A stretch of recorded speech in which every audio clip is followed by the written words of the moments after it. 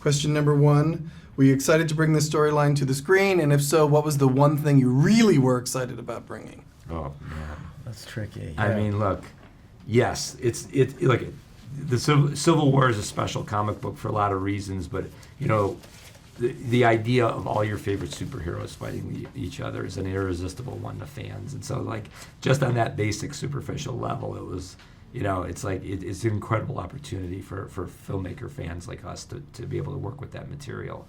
But there was a lot. I mean, we could go. The question is a very complicated one because it leads to sort of like all the most sensitive things in the movie about Cap and all. It just seemed like this was the right way to carry Cap's story forward. Was it difficult to decide which side of the argument each Avenger would take?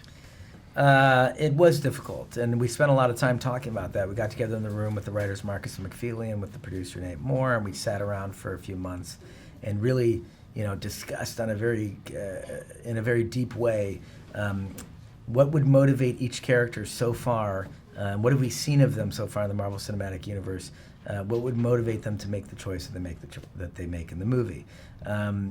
You know, we wanted also to surprise the audience too. We didn't want everyone to just line up in a way that you would expect them to, and so we looked for interesting storytelling beats that could potentially make for some surprising moments. I like that there was a lot of thought that went into all of this. That's very cool.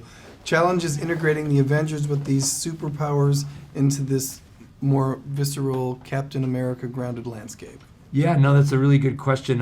Look, like, we committed to a very specific style in Captain America: The Winter Soldier, and it was very much built around Captain America and the other superheroes that were in that film.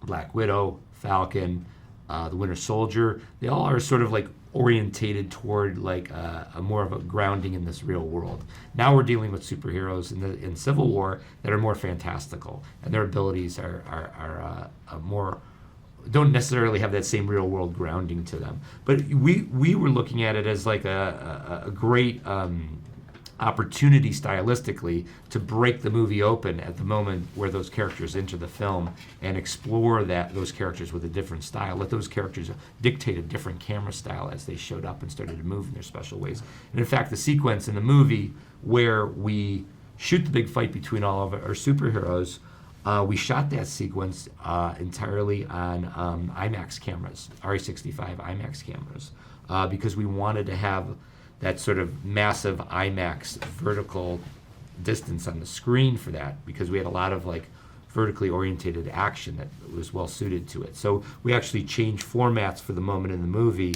where we move into that fight. I don't even begin to know how you did it, but maybe we'll save that for one of my questions. So Chris Evans returns again as Captain America. You tell me what he brought you as directors of his character that he's clearly made his own. Yeah. He really embodies the character. I would say that Chris embodies the Chris Evans embodies the character of Captain America as well as any actor has embodied a superhero character. And it's really a core understanding of who that character is. He really understands the code of the character. And frankly, as directors, we use him as a litmus test all the time for dialogue and for story beats. And you know, he just has a real sense of what the character would say or do in a given situation. And sometimes we'll come to set with an incorrect line, and he'll be like, this isn't how he would respond in this moment. And then we'll all sit down for 20 minutes and try to figure out what the right line is. But that's invaluable to us as directors to have somebody with that kind of metric on set, especially when we're working with that person over multiple films. All right, not a question, but here we go. Yeah. So you have this entire Avengers cast, which is a big group of people, like 10 people. Easy to work with them because they knew their characters so well, most of them who were already here, or more difficult because you have to put your own stamp on it as well? No, I think, look, the thing is, all those characters, all those actors, they're such great actors. I mean, they're really, really amazing level of talent there. So it's easy in the sense that, one, they know their characters, and two, they're excited by new material. They don't want to do the same old thing they've always done with the character. They want to find something fresh and new and challenging to do with the character. They want to bring their performance into a space they haven't done yet with the character. So I think it's a great collaboration. They look to us and to the writers, Marcus and McFeely, to surprise them with where they're going to go and what they're going to have to do. And so I think it's a great relationship in the sense that they get to rely on us for bringing new things for the table for them on a performance level, on a story level, and we rely on them in terms of like the depth of work they've done building those characters. It's Very great. good. Yeah. So fans are excited to see the big epic battle between the two, which you talked about. Was that a highlight of directing this movie, or was it a headache because it looked so hard? It was a little of both. Yeah. I mean, look, as comic book fans, that was like it was a real moment for us. That sequence. Honestly, we spent the entire movie working on that sequence. There were days sprinkled throughout on the film, look, we loved it as comic book fans because this is what you dream about as a kid. When I would walk into a comic book store and I would open up a crossover book with all these characters in it, they always had 2 pages in the middle that they would call a splash panel, and they have all the characters fighting, and that's really what that sequence represents. Is when I would sit there in the comic book store until the guy at the cash register would say, "You either buy that or get out of here." But I would study study the pages and go, "God, who's fighting who? Why are they fighting? What's the story here?" And now we get to execute that in a feature film with incredible visual effects, and it's like we're like kids in a candy store. Couldn't be happier. Well, that's the way it should be, I think, when you work on a movie like this. Yeah. What about shooting in Berlin? Did that bring anything to the table for you? Well, look, to be able to bring the character of Captain America, who was created, to specifically go over to Germany and fight in the war, to be able to bring him back present day to Germany, to Berlin, was pretty profound and pregnant, But look, we do love that real-world setting and real-world vibe, and Berlin gave us some amazing locations to shoot at, one of which was the airport for that big sequence, splash panel sequence. Awesome. Okay. Can you tell me what you know for sure fans can expect from this movie? I think they can expect some intensity, a lot of fun, and a really complicated ending. All right, this is a one-word answer for you both. Disney would like to have this Barbara Walters question included. If you could describe the movie in one word, what would it be and why?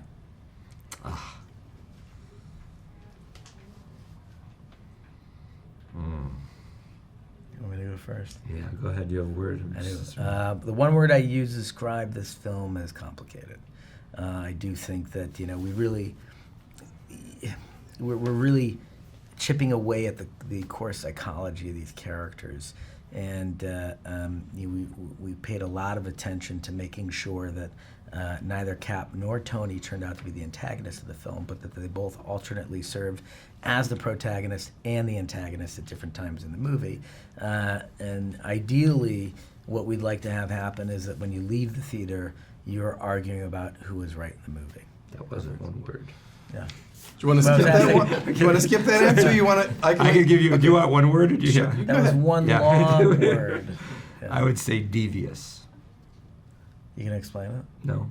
You're set to direct the 2-part Infinity War stories. What do you think works with you two working with Marvel all the time?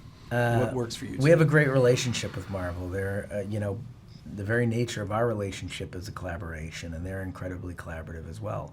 And we're excited by ideas. We don't care where they come from. It's we like having, and we're also Italian, so we enjoy a big family around us of creatives and we're all contributing and exciting each other and coming in every day and sharing thoughts and ideas and the way we feel about characters or storytelling or themes. So I think that's what works best. That place is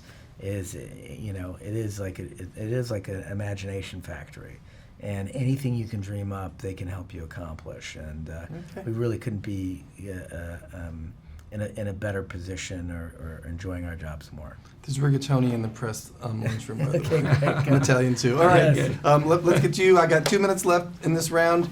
Robert Downey told me that every movie should have 2 directors like you, like that it made things better, and I think it enhanced the experience.